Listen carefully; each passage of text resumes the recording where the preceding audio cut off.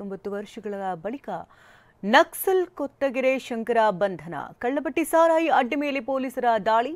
ಕುಡಿಯುವ ನೀರಿಗಾಗಿ ಪಂಚಾಯಿತಿಗೆ ಮುತ್ತಿಗೆ ಹಾಕಿದ ಗ್ರಾಮಸ್ಥರು. ಈ ಸುದ್ದಿಗಳನ್ನು ನೋಡೋಣ ಕರ್ನಾಟಕ ನ್ಯೂಸ್ ಟಾಪ್ 9ನಲ್ಲಿ. 19 ವರ್ಷಗಳ ಬಳಿಕ ನಕ್ಸಲ್ ಕೊತ್ತಗೆರೆ ಶಂಕರ್ನನ್ನ ಪೊಲೀಸರು ಬಂಧಿಸಿದ್ದಾರೆ.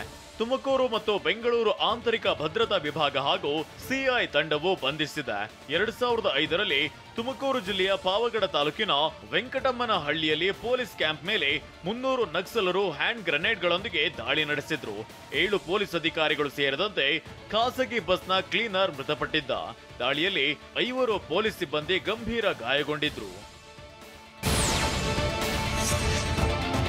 ಈ ಘಟನೆ ಬಳಿಕ ಆರೋಪಿ ಕೊತ್ತಗೆರೆ ಶಂಕರ ಸೇರಿದಂತೆ 32 ಮಂದಿ ತಲೆಮರೆಸಿಕೊಂಡಿದ್ರು. ಪಾವಗಡ ಜೆಎಂಎಫ್ಸಿ ಕೋರ್ಟ್ ಜಾಮೀನು ರಹಿತ ವಾರಂಟ್ ಜಾರಿ ಮಾಡಿತ್ತು.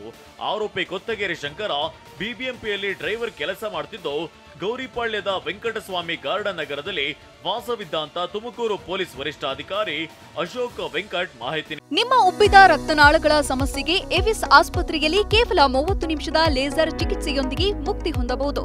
ಹೆಚ್ಚಿನ ವಿವರಗಳಿಗಾಗಿ ಸಂಪರ್ಕಿಸಿ 8088837000 ನೀಡಿದ್ದಾರೆ.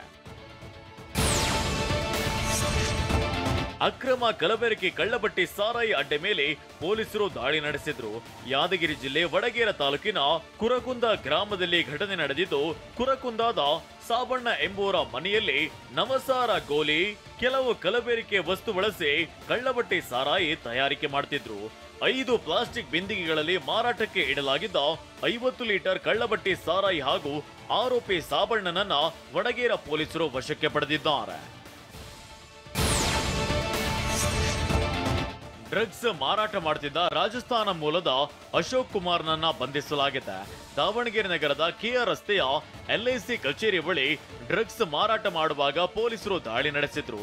ಬಂಧಿಸಿದ ಆರೋಪಿ ಬಳಿಯಿದ್ದ 4.5 ಲಕ್ಷ ರೂಪಾಯಿ ಮೌಲ್ಯದ ಡ್ರಗ್ಸ್ ವಶಕ್ಕೆ ಪಡೆಯಲಾಗಿದೆ.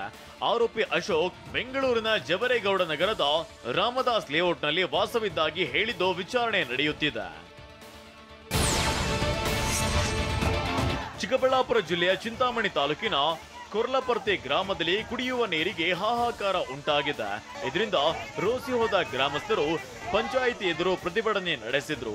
ಕಳೆದ ಕೆಲವು ದಿನಗಳಿಂದ ಕುಡಿಯುವ ನೀರು ಸರಬರಾಜು ಮಾಡ್ತಿಲ್ಲ ಅಂತ ಆಕ್ರೋಶವನ್ನ ವ್ಯಕ್ತಪಡಿಸಿದ್ರು. ಮಹಿಳೆಯರು ಖಾಲಿ ಬಿಂದಿಗೆ ಹಿಡಿದು ನೀರು ಬೇಕೇ ಬೇಕು ಅಂತ ಘೋಷಣೆ ಕೂಗಿದ್ರು.